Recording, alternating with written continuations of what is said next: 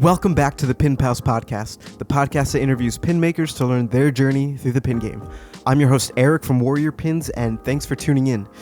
Want to give a quick shout out to my Buy Me a Coffee crew for their monthly support. Last week we had a fun happy hour, just kicking it and catching up. It's always and will always be good fun, so if you want in on that fun and you want to join the community of pin makers and support the podcast, you can do so by visiting buymeacoffee.com/pinpalspodcast. It's very much like Patreon, but way cooler in my opinion. You know, you can support me one-off and buy me a couple cups of coffee, or you can join the fun on a monthly basis in which you would get access to the Pin Pals Discord server, and there's a lot of fun topics, channels, you know, you get to, that's how you get into these happy hours. So highly recommend you check that out, buymeacoffee.com/pinpalspodcast. The link will be in the show notes. If you're listening on Apple Podcasts, make sure you're giving the podcast a follow and a 5-star review. I would really appreciate it. I think you can do the same if you're listening on Spotify as well. So all that stuff does help. If you're watching along on YouTube, I appreciate you. Please subscribe if you haven't already. We're inching closer to 100 subs, which is a huge milestone. And then after that, we only need about 900 more before I can go ahead and monetize the channel. So tell your grandmas and tell your grandpas, better yet, just take their phones, open up the YouTube app, and subscribe to the podcast. I would greatly appreciate that. So today's episode features a great conversation with my pen pal, Tom Ryan of Tom Ryan Studio. We've known each other maybe for the past 4, going on 5 years or so through vending at Patches and Pins Expo. He's always there, and I'm always walking away from his table with some sort of Ninja Turtle goodie, whether it be a pin, some of his posters, or his blank sketch covers. He's just a cool dude, and I'm glad we finally made the time to talk on the podcast. He's a good dude. He's genuine and passionate about his art, and I think you can hear that in just the way he talks. So we chat about our experience at Granite State ComicCon. He was a vendor there, so it was cool just kind of getting to hear that side of things and you know, how an artist did at a convention like that. His pin design process, I asked him about Etsy takedown notices, and turns out he's received a bunch, so we talk about that quite a bit. Ninja Turtles, obviously. Lessons learned, you know, advice for new pin makers, the importance of a Pantone book. Even though I don't have one, I know it's super important and it helps tremendously, and so much more.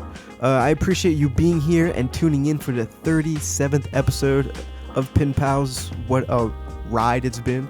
I hope you enjoyed yourself, you've learned a thing or two, and or have been entertained. Take care of yourself, and remember, it's the little things in life.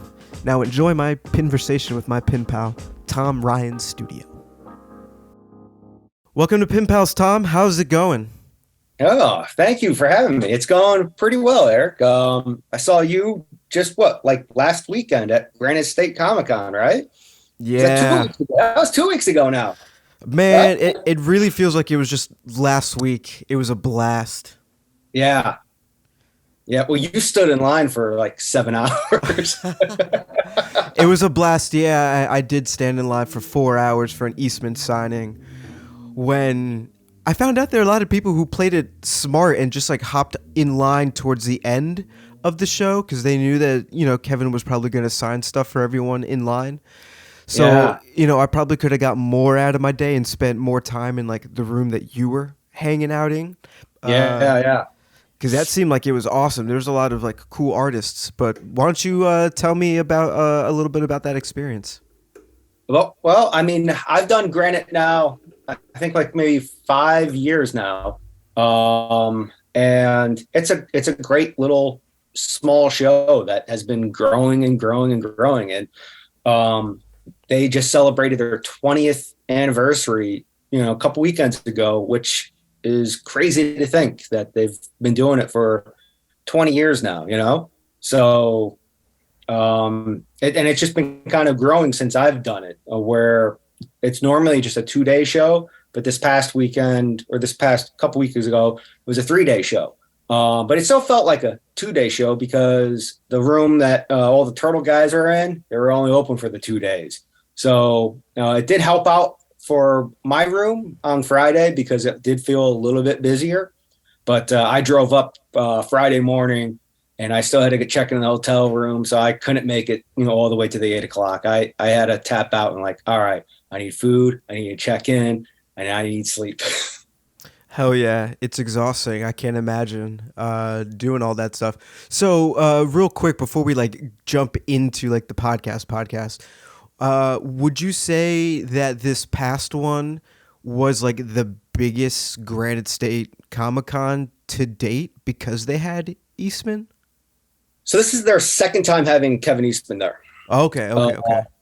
And I would say the first year he was there, he was in the same room that I was in, and a lot of other Turtle guys were. So it felt a lot busier in that room the entire weekend, which is great because it brings up a lot of energy. So you're like constantly, like there's no downtime for you like to go, you're just on it at all times. And I prefer that.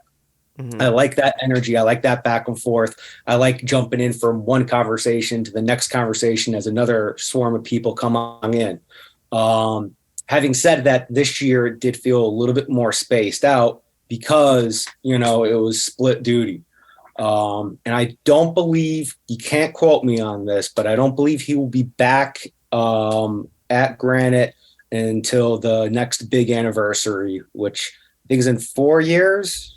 If I'm I would think maybe the 40th anniversary would probably be 2024, 1984. Oh, okay. All right, so then 2 years on. I think that's probably when he'll come back, because I did hear rumors that it'll be for the big anniversaries, which would be 40, which is crazy for me to think that because I'm well over 40. Yeah, it's just crazy to think that how much of an impact they've had, and they're only 40 years young. Yeah. It really, like, just seeing all the different cycles of the turtles and stuff like that has just really been incredible. But that leads me to my last question about Granite State. How did your turtle stuff do? Because it was a pretty big turtle. It was pretty much like an unofficial turtle con. Yeah, and that's why I decided I was going to drop the pins at that show. And I think I've sold 5 for that. Oh, man. Yeah. Since then, though, Sunday afternoon, I dropped them onto my Etsy shop, and they've been selling pretty regularly since then. So that has kind of made up for it. I'm part of that Party Wagon Facebook group, and a lot of them seemed pretty excited for the drop. And the telecommunicator has been by far the best seller so far. It was a dope pin. Thank you, man. Yeah, I think it helped out because that little video that you did, I think that got a lot of traffic on that too. So I appreciate that. Thank you. Dude, yeah, no problem. And not to like toot my own horn, but every time I get like cool pins from other people, I try and make a fun video with it. I try not to just make it a picture post or something like that. I try and give it a little bit more. And I feel like just kind of giving it like that oomph and making it like a fun reel, whether it's like a stupid trend or something like that, that those posts tend to get like really great engagement, and I'm able to help other makers like sell pins, or at the very least spread awareness and get like a couple followers and stuff like that. So I'm glad that like you're feeling the effects on your end and you're moving a couple units. Oh yeah, it's great. I mean, I don't think people realize the power of that sharing to their profiles. Because a lot of people go, "Oh, I'll give you a follow," and that's where it stops. It's just like, as creators and everything, going that extra step to show the appreciation helps us out tremendously. I mean, I'm sure you feel it too. It's just like when somebody tags you in a post, it's just like, that's really awesome. And it's not like, hey, win a free iPhone. It's just like, it's an actual like, hey, check this guy out. He's doing some great shit, And I think I tell people now, is just because I stopped handing out business cards and I'm just doing the QR codes at shows.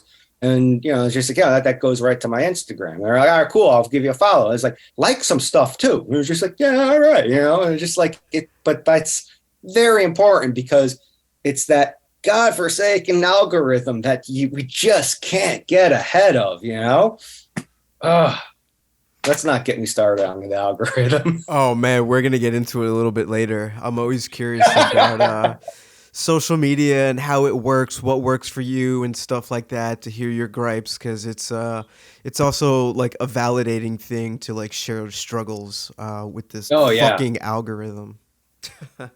Yeah, I mean that's about half of anytime I hang out with another artist friend is just, half of the conversation is our hatred of being reliant on social media. It's just like honestly, I mean, I grew up before all of this, so it's just like I was fine without it, but it's just like running a business, you do need it, and it's I hate the pay to play, but I think we're kind of like right there at that point where it's just like, yeah, all right, we got to pay to play. What's been holding me back from doing that is Facebook and Instagram. They don't play well with Etsy, and that's with my primary shop. But I've been banging my head for the last 4 days on getting my Shopify store set up, which they play with a lot better. So I'm more apt to now do a pay to play type thing where there's a more direct line to the end outcome rather than loop de loops and everything else. Yeah, it isn't that just so interesting how you have all these like different funnels that run into like running a business, and you got to make sure that like the Instagram's on point, and you got to connect that with the Facebook app to get the Shopify app going. Then you got to get Yep. the ads, and that's all different from the Etsy. It's a lot.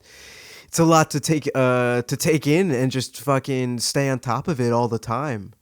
But You have to. If you don't have even if you have a brick and mortar, you still need to send people to your store, but if you don't have a brick and mortar, it's so much more important to have your foot within that realm. right, yeah, 100%. What are some social media posts that have been working for you? Like maybe some of the latest like reels, or like something that you maybe just unexpectedly did well, or that you know is doing well, so you keep doing more of. Anytime I post food. No, I did like before a show starts or whatever, at the opening of a show, I try to do like kind of like a video of my setup and everything. Yeah, And yeah, I've been seeing stuff like that. It's really cool. I like it. yeah, so it's just like that. I feel like that kind of gets the hype up, and then I like picking songs that I think feel like match the mode rather than going what's trending, because I was just like, because I tell people all the time, like other artists that are asking me for advice and stuff, I say, don't chase trends, go ahead and do what you want to do. If you chase a trend, you're always going to be chasing a trend, and you're never really going to discover what you can do, So I try not to all those stupid reels of them people like pointing to these words and everything and just like go viral with this. Just like, well, no, and it's got like 30,000 likes, and you're like, what? Why?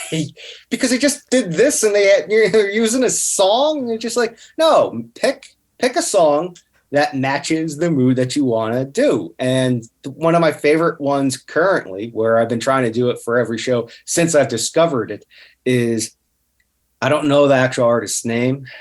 But it's About Damn Time. But the parody is About Dang Time. And then the Swedish chef from the Muppets come in and just goes, and I feel like that fits my setup so well, where it's just like, it's somewhat professional, but I'm still kind of an idiot at times. So there you go. I know exactly which one you're talking about. It's Yes. hilarious. Yeah, I like you also did like recaps and stuff like that when you were at Granite Con, and I thought that was like really cool to try and like connect with people and stuff like that. Yeah. Because I am so grateful for every time I come back from a show, and anyone that's stopped by that has either hung out with me before, purchased something, buy something new, share their experiences from fandom or whatever. So it's just like I thank them as they leave and everything, But I always try to, after end of the show, either through just a regular post or a video tagging, to thank the show runners, anyone that stopped by, because I think that's important, because literally without them, I cannot continue to do what I'm doing. So the fact that, even in hard times, they're able to, buy, because art, you don't need art to live. It's a completely like impulse type thing. So that they're feeling that impulse to, spend on me, to support me. Words can't explain how grateful I am at the end of the show, during the week, from, Etsy sales, anything like that. So I really try to, there are some shows that are really rough, but it's just like, I try to thank everybody that, has made that show a good show for me. Hell yeah. I love it. I think this mic stand is slowly slipping down. Yeah, I thought it was too. Yeah. Because you just kept going lower and lower. All right. We'll edit that part out. But we'll keep it in for the Buy Me a Coffee patrons. Yeah, keep it in. Yeah. All right. We'll so do it live. yeah. Talk to me about your background. Pre-pins. What were you doing? What was life like? Kind of right before you started getting into pins. Okay, so I was doing comic conventions even before doing the pins, where I started off doing like hand painted journals, and then from there I started doing art prints, like geek art prints, and then original art, sketch covers, and I did that for a few years, and then I started seeing people designing their own pins, like on Facebook and things like that. And I was just like, I can do that. Like, I got this design over here that screams an enamel pin, So like, I did the shows for maybe like 4 years before I dove into enamel pins. And I did 2 enamel pins. And then you know how it is. It's just like, once you're in, since then I've designed over like 200 pins. So Dang. It's just really insane. Yeah, 200 pins. Holy cow. Yeah, that's from like, my own personal designs, designing for others. I designed for Bambox, which is a monthly subscription. So I've done a lot of their pins too. So they count. That's really where it helped me get that number. I love it. Do you remember what your first pin was, and what kind of, and like what the journey was to make that pin? Because I'm sure it had some bumps and hiccups along the road versus, getting pins now. It taught me a lot of really good lessons. So the first pin I designed was this Hail Hydra pin. Okay. Is that coming up all right? Yeah. All right. So it was 1.25 inch, one nail, one pin nail, and I went through a company that I found online, and it was an American company, and I had no idea at the time, so I was just like, all right, cool, America, and I got the pin in, and I was happy, but the first lesson I learned was I was going off of colors based off of the computer monitor. Okay. And when I got the actual pin in, his skin tone on the screen, it looked fine, but his skin tone is a little bit more green. And I was a little upset at that. So I brought that up, and they're like, well, that's a Pantone color that you chose. And I was just like, well, I don't believe you. So I went out and I bought a Pantone book, and sure enough, I got it. I looked in, and it's right dead smack from like the yellows to the greens. And I was just like, oh, all right. So this is an important tool to have. So that was the first lesson that I learned and I tell this to all, pin bank makers that want to break in, is to have a Pantone book. So then, and don't go by, what's on the screen, because RGB versus actual print, two different things completely. Second lesson I learned is the one that you already know, is that there are no American companies that manufacture enamel paint. So these came out great. I was really happy with them. And I went back for a quote for another 2 pins from them. And they wanted, I don't remember how much it was. And then I found my current manufacturer. And for that same price, I could get a total of 5 pins done. So I was like, well, all right, that's it. That's all she wrote. And that was back when you only needed 50 pins for the minimum order. Man, I miss those days. But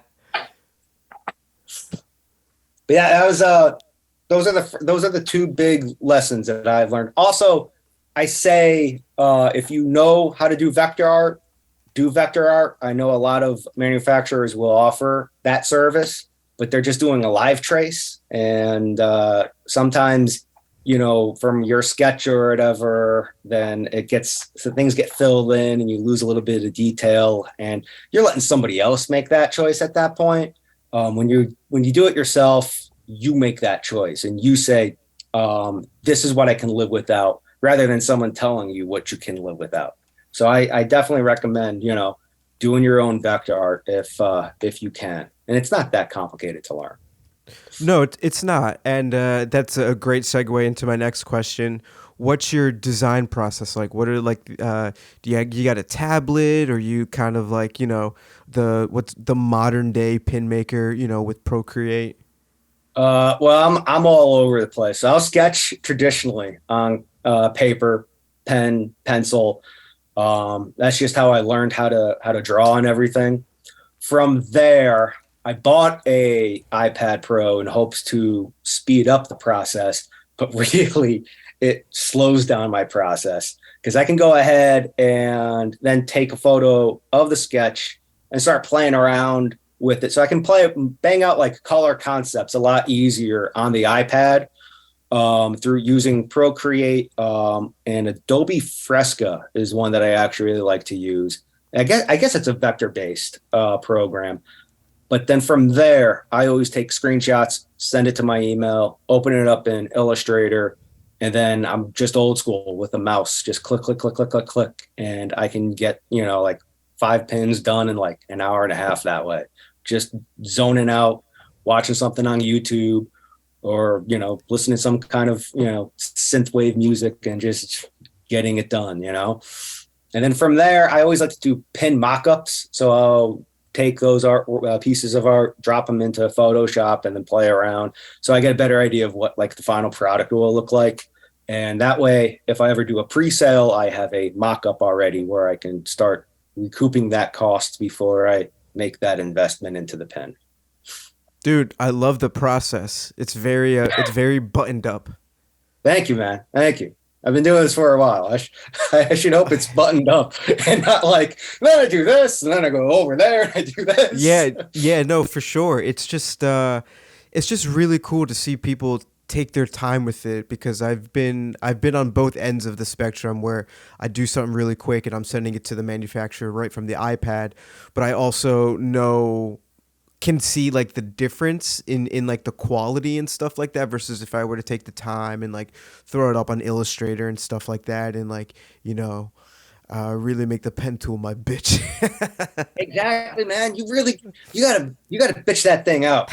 It's just like, I remember I worked a job years ago, and when I went to school, they tried teaching me the Illustrator. And I was just like, I don't need Illustrator at all. I want to manipulate photos and like color in my art and everything. Photoshop is what I want. And then years later, I'm doing a graphics job where I had to learn how to do Illustrator for logos and things like that. And then I'm like a year into that job, and I was just like, I could take everything that I've learned from this and apply it to my artwork. And then after that, I was just like seeing what you can do with Illustrator. You do vector art and then drop it into Photoshop, and it's scalable and you don't get pixels. And my mind was blown. I was such an idiot when I was in college, which I think a lot of us were. But like, to realize that and come to the conclusion that young me didn't know what the hell I was talking about, and older me is a lot more wiser. Like, Illustrator is amazing. And I don't even do half the stuff that most people do. I'm very basic when it comes to Illustrator. But it was just like, because I mean, I have friends that do with the Wacom in Illustrator, and I can't do that. Like, give me the mouse. Just let me click away. I love it. What are some of your favorite color schemes to work with? Like maybe you don't have an idea, or do you have like a go-to, just kind of like, let's mock this up? All right. So, I mean, it all depends on, I have certain colors that I try to use because I have discovered over the time of creating these pins that certain colors react under black light. And I love that aspect. Oh, So that's like I have cool. a list of colors that I try to, so like if it's a red, I used to do like 1787 or 1788. Guy, I got them all up here. Now I just do it the warm red because they're very similar and it's probably one of the easier colors to mix for manufacturers. For like blues, like 319 is really good. I think green is 268, and then there's a violet, and then so it's just like I try to go with those colors, and I at all times I have my Pantone book here too, so it's just like, and so I'll look at a color there that I like, and then I have all the pins that I've designed up here, so I'll flash a black light on and go, oh, I like that. So then I look up the file name that I used and was like, oh, I chose that color. So then I'll reuse that in the design that I'm currently doing. So it's a lot of, as much as you just commented me on being very streamlined, it's very back and forth at that point. Like the final stage is just like, well, let's do this. Half a day just picking a color. I love that though. That's awesome. But you're not picking the colors for blacklight first, right? You're making sure like the colors and stuff like that work regularly, and then just you like, oh, this also works as a backlight. Right. Yeah. Okay. So Okay. like, Okay. I found like a lot of the colors that I would probably use, like, say there are two blues, and the first color that I laid down, I really like, and then the black light color, it's not that far off, you know. So then I'll drop that in, and I was just like, you know what? I've also found that colors will print darker from the Pantone book, just slightly darker onto the pen. So I will always try to go a little bit of a shade lighter as well. So then when I get them made up, I'm not completely surprised. Like I know that for a fact that that's going to happen.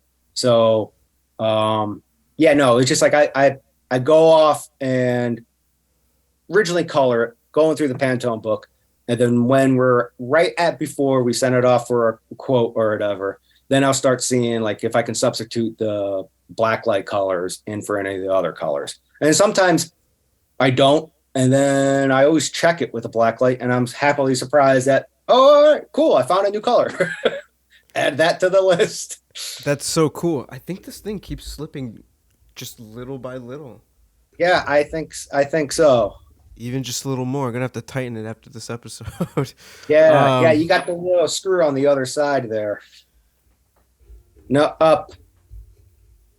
Yeah, right by your hand. Yeah, that might be the arm part. Maybe that's it. All right. Technical difficulties. YouTube viewers, I hope you're enjoying this. And We'll get you where they got that graphic. It was just like, we'll be right back. Playing along the degrees and how far this is falling. I'm curious, what have been some of your favorite like pin designs that you've done? Anything that you're like really proud of? Yeah, I gotta say I'm proud of all of them because I spent money on getting them made. But like some of the band stuff, I'm really pleased with how they came out. Where like I thought they'd be a little bit too small, and because they were at the time printing soft enamel, you could get a little bit more detail with the soft enamels and the hard enamels. So that was always a nice, pleasant surprise to see how they came out. You know, I think you got it now. We'll see. But the Samus pens that I just recently designed, I really like how they came out. And I've learned things from doing from Bandbox that I now apply to some of my variants. where they would get a color plating and then just go white fill of the whole thing.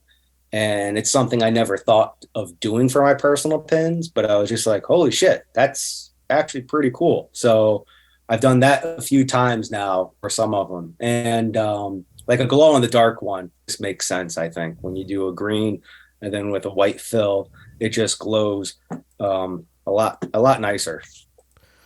That's really cool. I'm looking at the BAM box. Talk to me a little bit about that. Because I'm planning on doing like a subscription box Oh, okay. for Warrior Pins to kick off the 2023. So it's a lot of work, and you got to make sure that you're like fucking delivering Yes. consistently value and like cool stuff. So what's your relationship with the Bandbox? What are you producing with them? What have you learned maybe, with subscription boxes? I mean, I started with them years ago now, and I did originally just an art print. Like I did a special art size for them, and I told them flat out, like, I'm very particular about my art. I don't want you guys using just like any kind of photocopy paper or whatever. And Mm. Adam, the owner at the time, he was the one I was dealing with.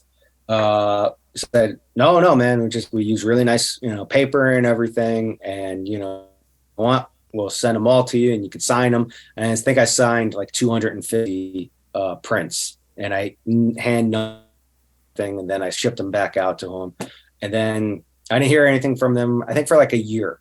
And then I think at that point in time, I started doing enamel pins. And then they reached out and asked if I would design some enamel pins with them. And these are exclusive enamel pins. So a lot of them I can't, go ahead and sell afterwards. So the first round was Shazam, where I did Shazam, and then Billy, Screaming Shazam, and then Black Adam. And they were soft enamel. They told me it was like, no, I'm sorry. The first ones were, I think, Space Ghost, or maybe I got two sets. I don't remember. It's been a while, but Space Ghost was another one that was really early in the line of going with them. And I think there was only like two pen designers at that point that they were talking with, and now I think there's like six designers that they work with. But when we're talking they went with one box to begin with, and now they have several themed boxes going out every month, and it's pretty insane to see how that they've grown as well. And some of the prices that are on my pins that have been in Bandbox on eBay, I mean, God willing, I hope they get those prices, because that means I can raise my prices. Yo, really? You seen an uptick in aftermarket Tom Ryan studio pins? I have, and it's hilarious because they do like limited edition ones where they'll do that special color plating that I was mentioning, where they'll do a variant of it, and like I think the boxes, don't quote me on this, but I think it might be like $75, and you get a pin. I think you get like a prop. You get a bunch of stuff in there, And I've seen some of my pins go for like $75 to $95 one pin, and I'm like, all right, please sell.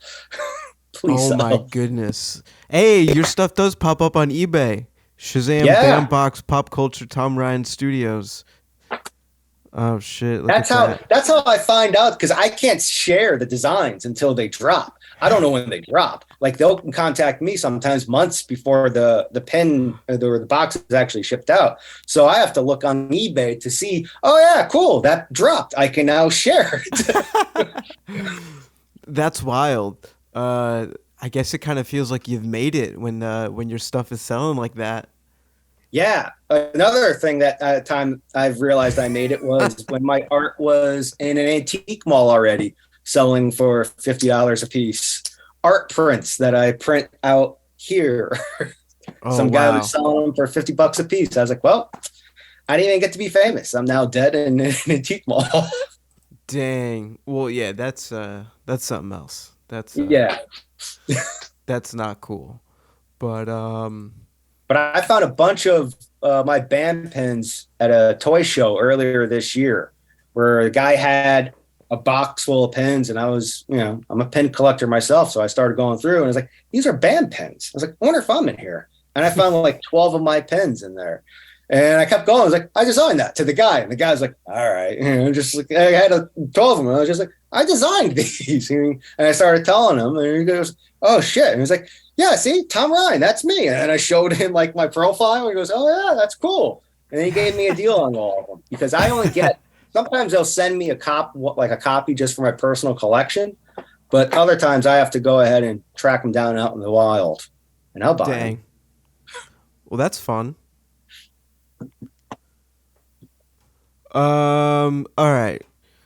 What I'm really curious to know is, after hearing part of like your colorful background, all the different stuff you worked on, having more than 200 pins under your belt, how do you stay inspired to like keep creating? Well, luckily, pop culture is full of everything that I grew up with right now. So comic books are a lot more accessible than they used to be. So reading stories, looking at other artists, movies, and kind of like figuring out, like, even like from video games, like what would make a cool pin from this, from this property, like, yeah, all right, a lot of people are doing this, but like, what can I do that would, make me different than everybody else? Because like, even I was hesitant to do the turtles because so many people do the turtles, but I was just like, all right, so I can do my own spin on them, just like, which is kind of like the spin from like the cartoon, back in the, 80s and early 90s. And I was just like, but let's make them a little bit more badass. So that's the kind of the way I went with it. But yeah, I would say just continually to be creative is just pulling from what I grew up with, because that seems to be what's pretty popular right now. I mean, like video games, like Zelda, like it's just keeps getting bigger and bigger. Like Breath of the Wild 2 trailer, Goddess's Tears or whatever it's called, just dropped, and like it's still pretty relevant, and same thing with Metroid. Like Super Metroid is, people like, it still was popular because it was in Smash. So like, yeah, I think I was pretty lucky just growing up in the time that I was, because everything from my childhood is still pretty relevant now. So I'm able to just pull from the past. People love nostalgia. Yeah, nostalgia always sells. But it's also just like, it's just awesome to be part of this community, all these characters and stuff like that have such a rich background, and everyone's got these like personal connections and stuff like that. Yeah. Like, I'm sure attending Granite Con and all these other events and stuff like that, you get to connect with people who are also in tune with these fandoms and stuff like that. And I'm sure that's got to play, a part in staying inspired. Oh, absolutely. It was just like, I was at Terrificon earlier this year, and me and a bunch of friends were, getting ready to sit down for breakfast before the show. And there was 2 kids in front of us waiting in line, and an older guy wearing a jacket with the Smurfs like embroidered all over it, and this guy kind of like cut in front of us, but I think he was just grabbing a menu. And then these kids stopped him and were having a big long conversation with this guy. And then they posed for, one of them posed for a photo and everything with them. And then the guy left. And I was just like, I bet you that's the creator of the Smurfs. I bet he's probably at the show and I have no idea. But what warmed me so much was that the kid was so excited to have met that guy, and it was just like, okay, because sometimes doing these shows gets tiring, but when I can experience a moment like that and still like, that's fucking awesome. And it's just like, then I know I'm not done yet. Like I can still continue to do these shows and still be inspired and still have a good time doing it, because I'm not completely jaded yet. I am jaded. Don't get me wrong. But it's just like when you see like, people like do those small little things, meet their heroes, and geek out no matter what fandom it is. Just like, nah, that's cool. It's just like, I'm going to keep doing this. And maybe one day someone will geek out about me. Yeah, I want to think that. Hell Why yeah. not? I can I I can get a Tom Ryan embroidered jacket. And Hell yeah, man. You're very much on your way. You've been a staple at a lot of these like pins and thank you. patches expos. I really feel like you're making a name for yourself with your art. You're up there with like a lot of the big hitters because you're also what's really cool is you're investing in yourself and your art. Your table is just full of different. Am I saying this right? Different types of mediums of Yeah, art. yeah. You got prints, you got pins. Um, what else you got? You got I, patches. yeah, I I'm do not little trying to sell you patches, short. I'm trying to stickers, remember. Yeah, sketch covers. yeah. The sketch covers are really cool. I had that at my desk at Viacom for the longest time, and then I didn't get it back for like a year after the pandemic, and I was just like really bummed out. But Oh, I was reunited with that. You did all the is it? I had it somewhere the other day. I think I oh posted yeah, it. It had all the turtle yeah, heads on it, all the turtle characters on it. yep. It was just really cool to see like you go all in and offer all these different things, and it's not just a pin maker or anything like that.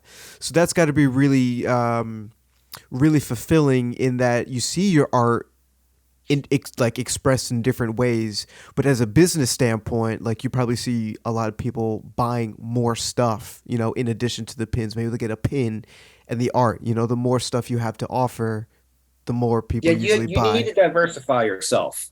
It's just like and that's why I always like try. I do a pen, well, I do a print. I'll design the print, and then from there I can pull elements, from that and go, all right, well, t-shirts, pins, stickers, and whatever else I can think of. And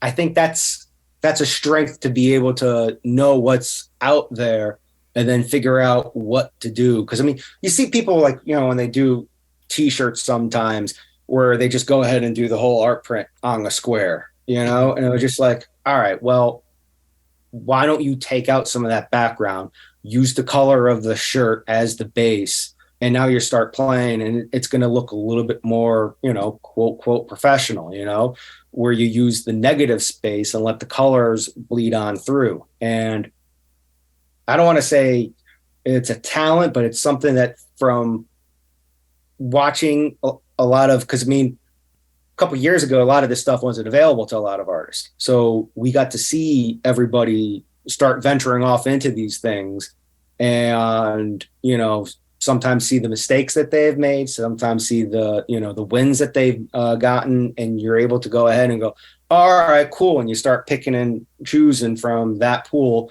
and applying it to yourself. And the craziest thing too is sometimes when you get something that you do on the computer and then you're happy with it. You're like, all right, this is cool. And then you go ahead and you send it out and then you get like it made and it's now a 3D, physical thing in your hand. Just like every time I get a pen made up, just like, yeah, this started flat, like on a computer screen. And now look at it. It's got weight. It can, if I step on it barefoot, it's going to hurt me. It's just like it, and it's there. And now I can, sell it to you or trade it with you and you have it. Something that was just originally on my hard drive is now out there in the real physical world. And that's fucking awesome. It's just like, I don't talk about like this to too many pen makers. Cause I don't know if do you feel like that too? Like when you get them in or you're like, holy shit, like, Oh my god. Every single time I just got a new batch of pins and I knew what was coming. The best part is when you forget what you've ordered because it's like a bunch of designs. But yeah, it's the Christmas feeling like you're a every kid opening up time. presents. It's just like, oh, this is so cool. Yes. Like I've been trying to order more at once and then scatter it throughout the year. rather than continually order every month, Yep. because Yep. that hurts. So it's just like, but then I'll forget that I didn't drop a pin. Like I'll go ahead and start selling it at a show, and then take a look at, and it was like, I haven't sold any of these online or whatever. And then take a look at my inventory, and it's not there. And it's just like, so just like you spend half a day making a listing and making it sure it's all right, and then taking the photos and then putting it out there. And then sure enough, it starts selling. And you're like, oh, thank God. I thought this was a slow seller. Because I have slow sellers, So it's just like the worst is like when you think something is going to be a gold mine, and then you sit on it for years. That's why I started the $5 grab bag. Smart. Just get it out there. Yeah, that's why I started using the Gashapod machine. Like a recent con that I did, ZapCon out in Jersey. Yeah. Just as a way to kind of get rid of some like extra pins on like my personal board that I don't want anymore, or just like some B stock pins, and just kind of like move them and stuff like that. Just like a fun, creative way. And in the spirit of the Gashapod machine, you can't be mad at what you pull. So, haha. I've had people upset at what they've pulled. Years ago, I did blind bag Yoshis, and they're baby Yoshis. I remember those. You remember those? Yeah. So there are $10 blind bag. You got to choose it. So it wasn't even me. And somebody was upset that they couldn't get to choose the color. And I think their girlfriend bought it. And he was like, yeah, I don't really want to do it, because I can't choose my color. And the girlfriend's like, come on, it'll be fun. And I was like, yeah, it'll be fun. So the kid goes in, grabs it, and he pulls a gold Yoshi. These are like, I only made like 10 of them, so it's like super rare color variant. And I was just like, dude, you got one of the rarest ones. And he goes, yeah. And he's kind of like smiling. Like, see, wasn't that fun? He's like, yeah, all right. He came back 3 times afterwards. Wow. Gotta love the blind bags, but yeah, that guy, interesting. They're fun, but a lot of times, because I have the $5 ones, which are like seconds, pins I don't sell anymore and everything, and it's sometimes right next to my big pin board, and they're constantly like, so all of these pins are in there? I was like, some, and you have to explain to them, and it was just like, well, I really want that one. It was like, well, you could buy that one now, or you can take the chance. It's your call, man. It's just like, I'm not going to twist your arm, But dude, yeah. Not to cut you off. I'm sorry. I'm just really. I'm going through your Etsy shop right now. That's what I'm looking at. I'm not distracted by your pins. I love the dyed enamel. You got the Stan Lee tribute yes. pin. I love the white fill with the dyed enamel. It's just such I don't know how to describe it. Just such a clean, like bold look. It's so simple and clean, Yeah. And that they're soft enamel too, so you can get that detail. Like if I was to fill that and do a hard enamel, it'd have to be at least like a 2-inch pin for that amount of detail. And the Stan Lee, I've done 2 other versions. I did a purple one to start with, then a red one, and then I think the third one is the blue one. And I'm almost sold out of that one. And the first 2 sold really well, which is why I kept making a color variant. And then once 2020 hit, that pretty much slowed that pin down to a top. So I was like, all right, I don't think I'm going to be offering that again after this. I think it's time to put Stan to rest. But I still have a silkscreen print if you're interested. Link will be in the show notes. There you go. I think it's also really cool that you're offering skateboards. And I just kind of feel like this is a growing trend, and I'm not shitting on it or anything by any means. I think it's really cool. There's a lot of great artwork that lends itself well to skateboard decks and stuff like that. Yeah.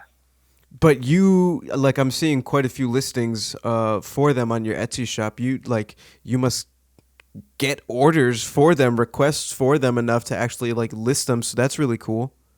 So I use a company called Board Pusher, and you can go to their site and buy the boards online. And for years, I wasn't selling anything on there.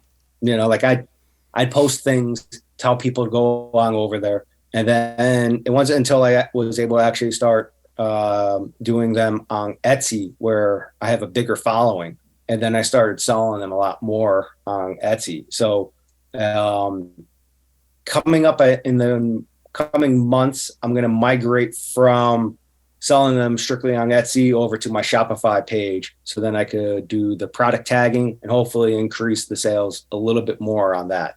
But I only really sell like 3 or 4 boards, like board designs. The hoverboard is one that sells very well. Miles Morales sells really well. And then K2SR sells pretty well as well. And I used to hand paint skateboards, and I loved the shape. I loved sanding them down, painting on the wood. And the problem with that was I would spend so much time working on this painting, then I would need to be compensated as it's a piece of artwork. And people were like, well, I'm not going to ride it. I was like, no. You hang it on your wall. It's a piece of art. And people were processing that. It was just like, and that one guy was just like, what would you do if I wrote it? I was like, buddy, you want to pay that price and ride it? That's your business. Just don't tell me you did it, Just as long as the check clears, you can do whatever you want with it, buddy. Exactly. I just think that they're so cool. I'm gonna move this camera. I got my turtle one that I picked up at Zoomies a couple years ago, and I've been seeing other people bring them to like signings and stuff like that. Like I saw a couple decks over at the Kevin Eastman signing a couple weeks ago, and it's just such a cool, fun, awesome way to like bring art to life, just like talking about 3D shapes and stuff like that. There's just something cool about like a skate deck and hanging it up on your wall and whatnot. So it's the shape. It's not a square. It's not a circle. It's kind of a rectangle, but it's really not. And it's just like it fits in like narrow corners when you're between other pieces of artwork. It's such a fun, unique shape that I think more artists should really take advantage of. For sure. Well, maybe not more, because I kind of want to be unique still. But I'm giving away all my secrets here today anyway. Hey, that's what this podcast does, man. We open the gates. We're not gatekeepers. We're all, there you go. It's our art that's going to sell all these different things. We're all doing fan art on metal pins and stuff like that. But like, so I'm really curious. This has been kind of like a topic of discussion within the Pin Pals Discord server, and just like the DMs talking to other Ninja Turtle pin makers and stuff like that. And if you don't feel comfortable talking about this, by all means, we'll change topics. But there's been like a wave of like Etsy takedowns and stuff like that. And it's no surprise that a lot of like the stuff that you have on here is like pop culture related and stuff like that. So I'm curious on, like your experience, if you've experienced any of these takedowns, what your take on, your unique approach. It's fan art, but I'm just kind of curious to hear how just your take on it, really. I've gotten many takedowns. Really? And it's just like when you get one, you're just like, all right, you got me. It's just like, I don't understand why you're cherry picking me when other people are out there, literally just selling copywritten images. I'm at least making something unique. That's what I'm saying. Hey. And like the property names are on like the Etsy listings and stuff like that, where a lot of us, I'm trying to be a little bit more covert. Sorry, Etsy legal team, if you're listening, this is what I'm doing. Exactly. You can't use actual tags. It's just like, and that's the worst part. Is like, well, that's how you're going to get found.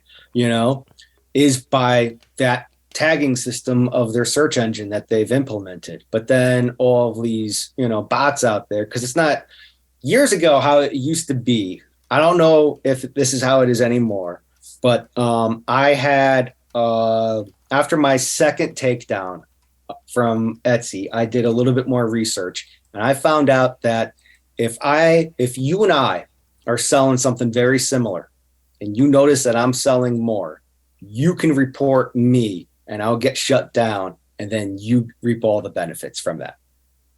I don't know if that's how it is anymore, because I think now there are more lawyers involved, but that is how it was at least 6 years ago. So, yeah, really shady, really dirty. Now I think it's a little bit more corporate.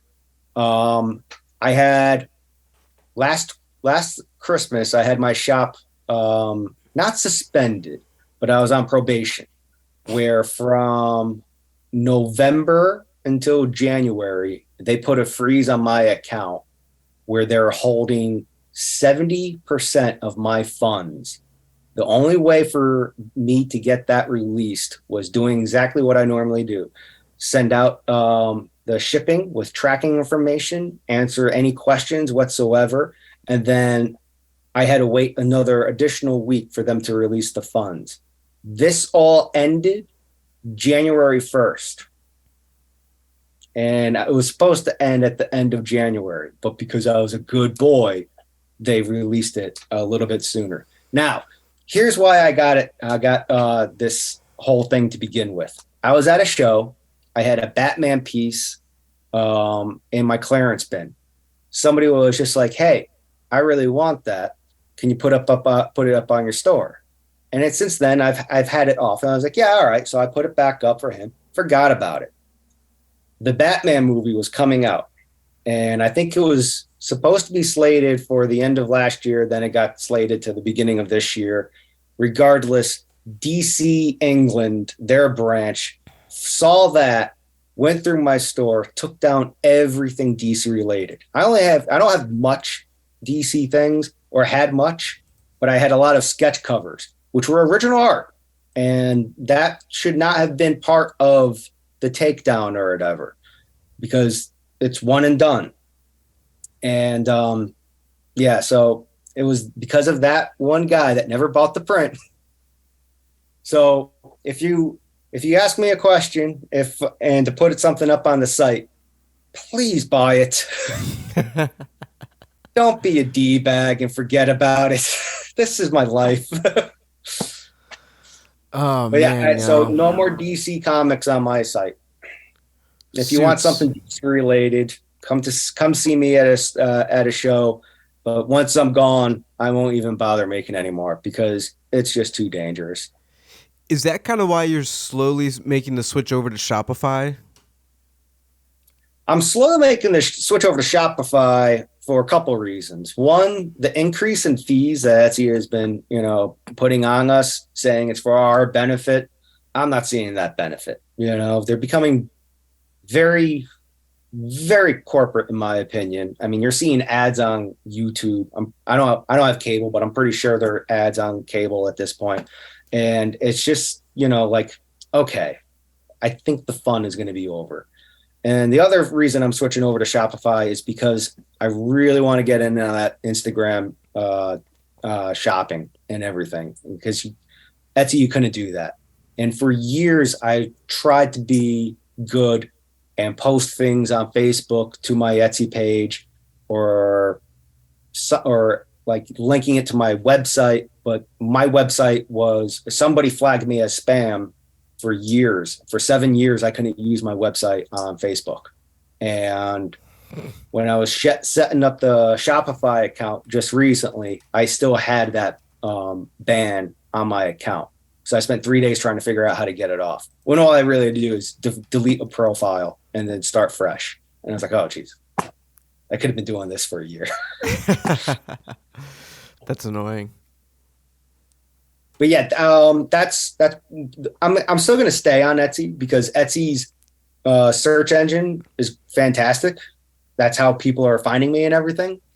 But splitting it from, having Etsy, because that's organic. I don't really have to do anything for that. I have a couple ads that I have on there, where they'll go ahead and advertise it. And then from there, people are already in my storefront and they find other things. The downside to that is because you clicked on that ad, any sale from that ad, even though it wasn't that item, Etsy will take a cut off of, because they're like, hey, it's just like, this counts as a click for us. It's like, yeah, but you're already getting a cut. Like, how much more do you want from me? Unfortunately, that's why I had to increase my prices too. Yeah. They're really trying to nickel and dime you, especially after bragging about like a record year, like record profits and stuff like that. Oh yeah, we're gonna raise seller rates and bend you over. Yeah, I mean, the nice thing is you write them off at the end of the year, but still, it's just like that's money that you can be using, to buy milk or gas or hell, at this point, air in your tires. What do you think is the? Because I like your listings and the photos and stuff like that. What do you think is the key to setting up a good listing, whether it's on Etsy, Shopify, or whatever? You really have to focus on good pictures. Is it reviews? I'm curious on your take on that. Branding. I would definitely say branding. Like if you can figure out, like, luckily for me, I have a very cartoony and animated face that was able to go ahead and work well as an icon. It does. It does work well. Exactly. I know the branding.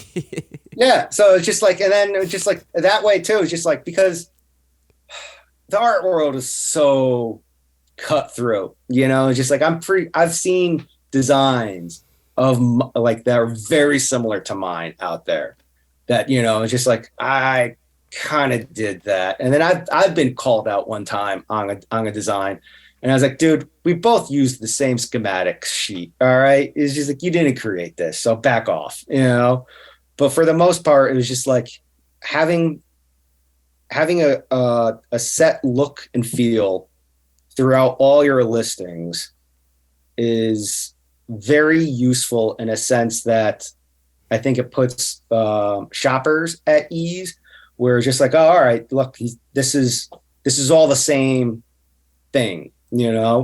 What I get most at shows is, oh, they have this, they did, or they don't have this, and then they find out that I'm the one that did it. And I think it's a little bit rougher to do that physically at shows, because there's so many like resellers out there. Whereas online, when they're in your store and everything is kind of like looking similar with the branding, everything's kind of the same size. You have a set like color scheme. For me, I have my my icon in the background, and then the pin forefront. I think that helps out people's trust. And then I put a disclaimer on all my images saying that colors will vary from monitor to monitor. And then that helps me when someone goes, oh, it looked a lot more vibrant on the listing than in person. And then I could go back to that and let them know. It's just, well, that's why I put that there, because it's very tough because there's so many different monitors out there with different pixels and dimensions and gamuts and all this other stuff. It was just like, yeah, no, what looks really vibrant in the listing may not be as vibrant in person. But the other thing too is just like, yeah, but you're experiencing that under regular daylight. It's just like, I have 3 spotlights that I'm trying to get no reflection on or whatever, and get the best picture possible for you to be like, I fucking want that, and to do that add to cart and to follow through, It's photos, that. I was gonna say, and the last graphic that you have in each listing, where you like point to the add to the cart button and favorite button on Etsy. I love that. That's an old trick. I learned that years ago from some seminar, and I was just like, there's no way that works. And I did it on a few of them, and sure enough, the conversion rates were higher than the ones I didn't. So I was like, all right, here we go. Wow. It's an extra step of me saving things, but yeah, I don't know if it's still in practice, but I still do it. So I recommend doing it. Well, it works perfectly on a desktop, so that's awesome. Yeah. That's the other. Yeah, the whole mobile thing kind of like blew up because I think it's below the image. I don't even look at it to see where it is on the mobile. Dude, I'm very old school with the desktop, and a lot of times I'll look at something on the phone. And I'm like, no, I can't do this. Give me a keyboard. So anytime like somebody, thankfully, Instagram now allows me to answer messages on the desktop because before it was just like yeah. email me, and then so now it's just like all right, so I can talk, with the keyboard. They are getting better at integrating a lot of cool stuff on the desktop. Like now you can post certain things like right from the desktop to Instagram, which is pretty cool. But I didn't know you could post from a desktop yet. That's interesting. yeah, Instagram.com, log into your account and you can like limited posting. Like you could probably do like a photo, you could probably do a carousel, you could probably do some simple videos, but you can't like publish a reel or like do stories and stuff like that. But I wish this shit Yeah. was around like 5, 6 years ago, pre-algorithm change and whatnot. Oh, that algorithm. And now photos don't even exist anymore. It's just reels. Yeah.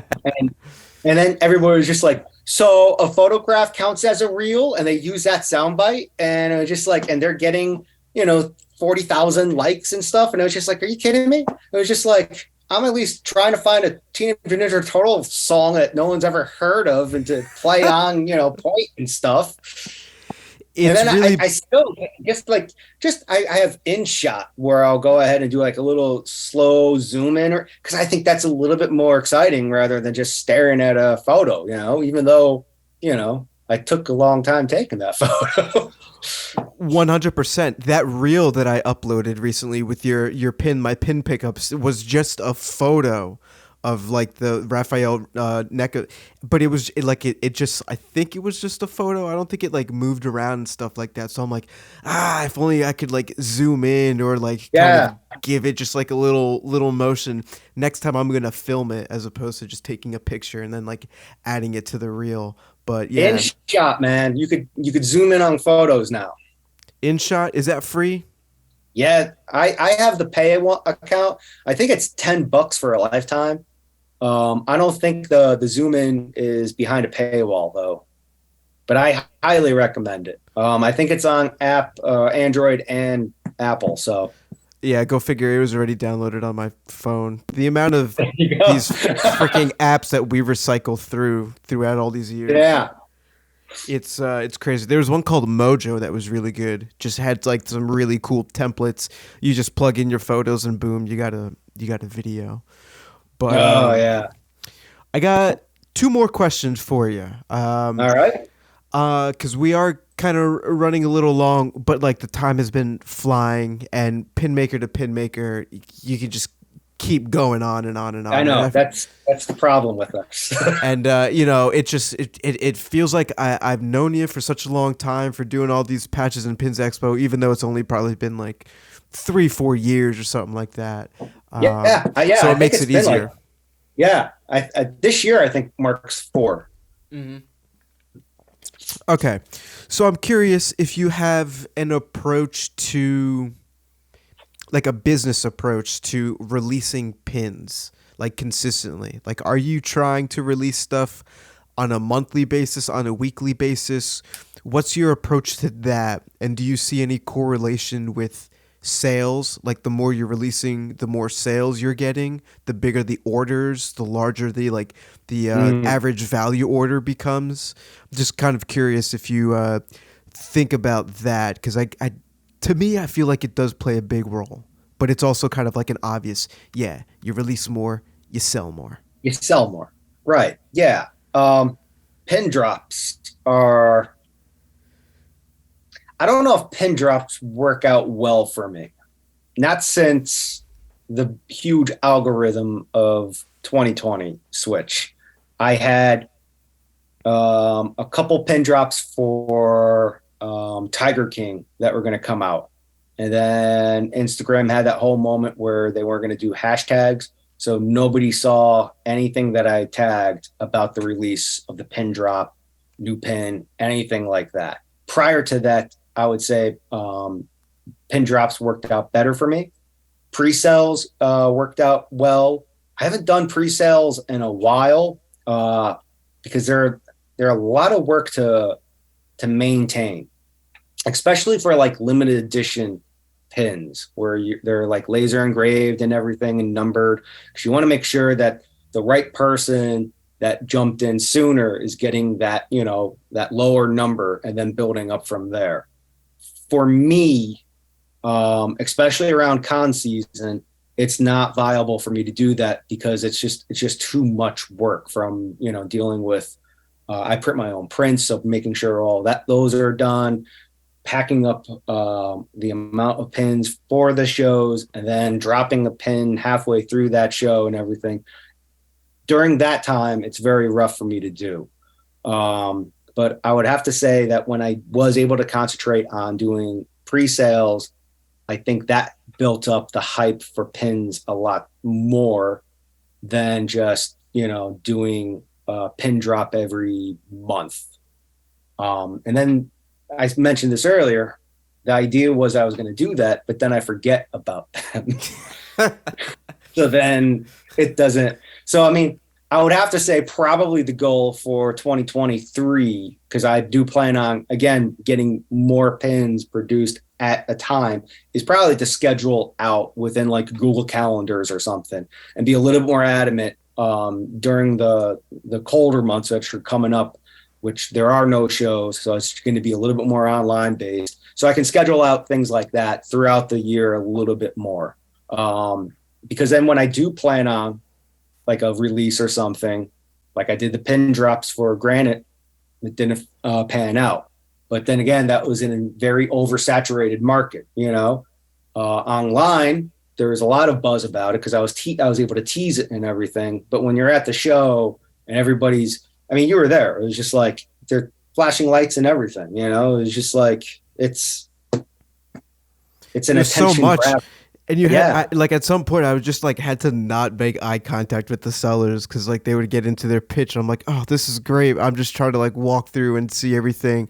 And it was just like very overwhelming with how much stuff is in there. So I hear you on that aspect. Yeah, I try not to sell people. You know, I just try to greet everybody as they walk by or they take interest in everything. I just, hey, how's it going? And you get always a lot of the people who are just like, I'm just looking. I was like, just saying hi, man. I'm a friendly guy. Just saying hi, don't mind me. Just try to be friendly. That's all. That's all. That's my stuff you're taking a photo of. Last question. I love ending the podcast on this because I feel like it wraps a bow, makes it all nice and neat, and really completes, you know, the person that I've interviewed. But Tom, what are the little things in life for you? What's that? What are the little things in life for you? The little things in life for me. Oh boy, cup of coffee in the morning. My man. I do enjoy a nice bourbon once in a while after a long day of work. I saw those stories after the Granite state. Yeah. Oh yeah. Always end it with a cheers. You know, that's not apple juice. Let's see. I love the smell of wet grass, like wet, fresh cut grass. And then the flip side of that is like when they freshly pave streets or like a parking lot or whatever, that like tar rubbery smell, I just thoroughly enjoy. And then cold, crisp fall mornings. Can't get enough of them. I think that's why I still live in Connecticut. I love it. Yeah, it's getting nippy up there right now. It is.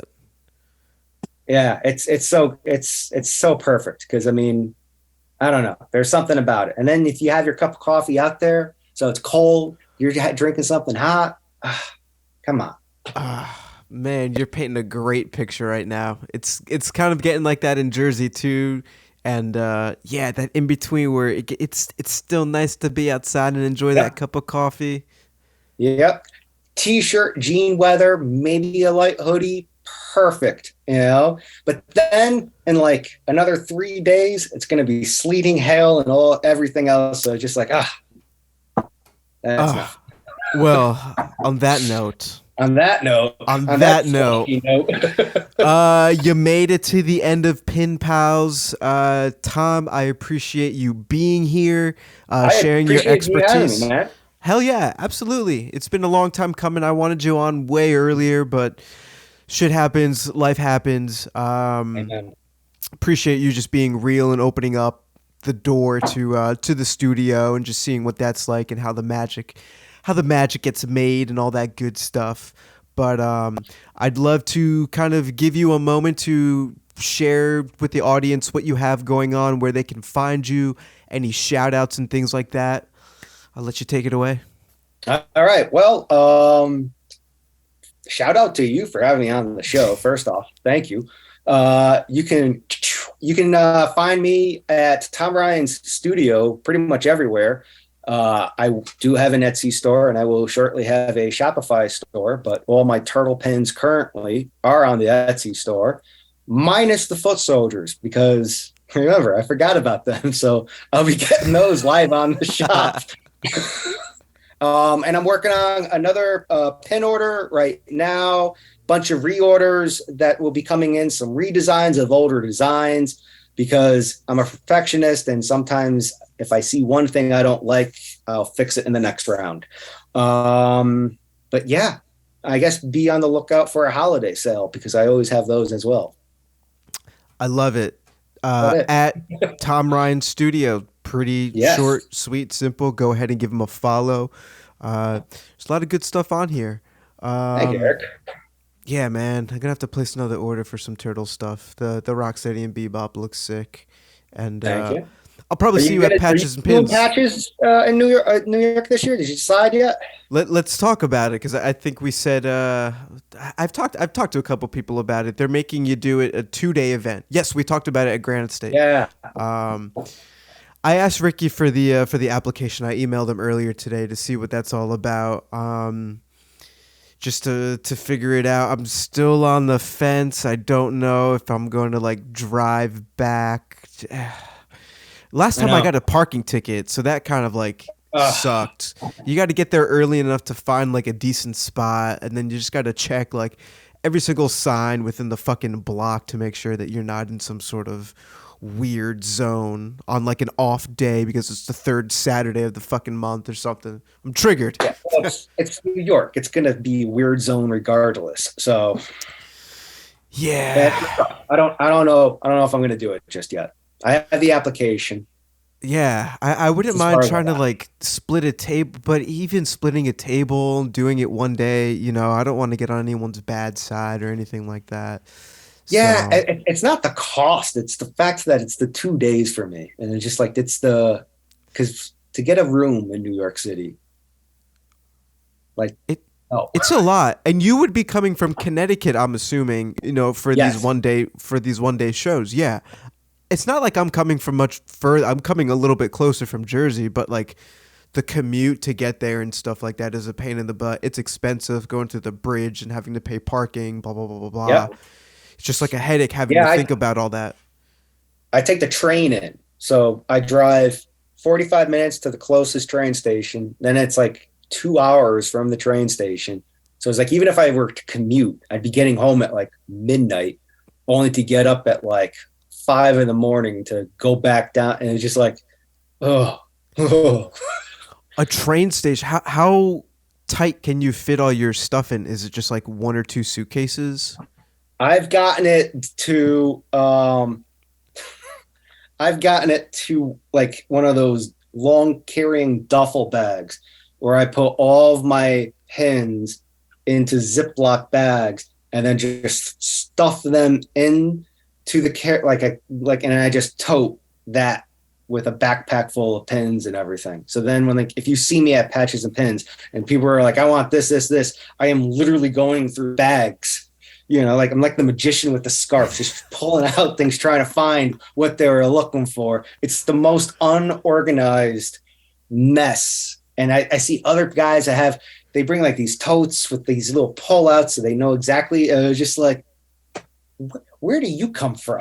Bro, these people are renting like U-Hauls to get to these shows. Is insane. Unbelievable. Yeah. I'm just always curious. It's just like no one has the solution. Like you're just gonna have a messy setup, trying to cram everything into a small bag and stuff like that, unless you're renting a U-Haul.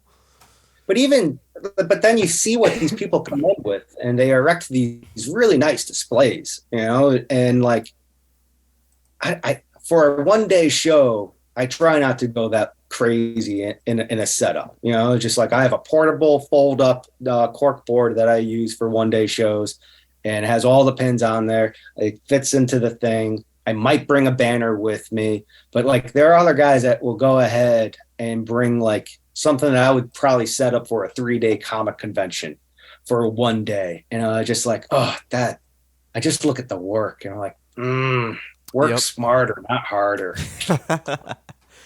Hey, I guess whatever they're into. Exactly. Yeah. They're into it. You can't change people's stripes, spots. What's it saying? I don't know. All right. Well, I'm showing my age with that. You can't change. I guess you can change someone's spots. You can't change a tiger's stripes. Maybe that's it. Again, I don't know. What's a good phrase to close out a podcast? What is Google gonna say? What should I say at the end of my podcast? No, I just want a quick 10-liners, not the whole tip, not a whole article. Oh man, I was kind of hoping for something funny, like say your prayers, turtles. Time for some turtle soup, right? Yeah. On that note, Tom, appreciate your time. We will talk very soon. And all right, man. Yeah, man. Thanks for having me again. Of course. Take care, buddy. Take it easy. Peace.